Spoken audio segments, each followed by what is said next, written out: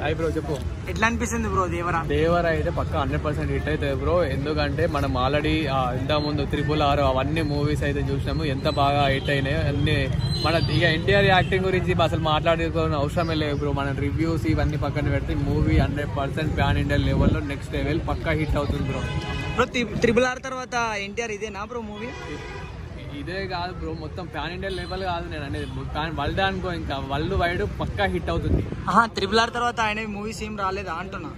ఎందుకు రాలేవు కానీ చాలా అంటే లైన్లో ఉన్నాయి. బట్ ఇప్పుడు దేవరా అయితే రాబోతుంది, ఇంకా వెయిట్ చేయాలి. చాలా అంటే చాలా వరకు పోస్ట్ పోన్ అయింది బ్రో, పోస్ట్ పోన్ అయ్యి చాలా వెయిట్ చేయాల్సి వచ్చింది ఫ్యాన్స్ అందరం. సో పక్కా ఈసారి అయితే ఇక మూమెంట్ అయితే రానే వచ్చేసింది, హిట్ కాబోతుంది మూవీ. ఇంకా నెక్స్ట్ లెవెల్. సాంగ్స్ ఎట్లా అనిపించినాయి బ్రో? సాంగ్స్ ఎట్లా అనిపించినాయి బ్రో? సో సాంగ్స్ మాత్రం ఇంకా సాంగ్స్ గురించి మాట్లాడే అవసరం లేదు, ఆల్రెడీ మిలియన్లలో పోతున్నాయి. అనిరుద్ధ్ మ్యూజిక్ ఎట్లా కరెక్ట్?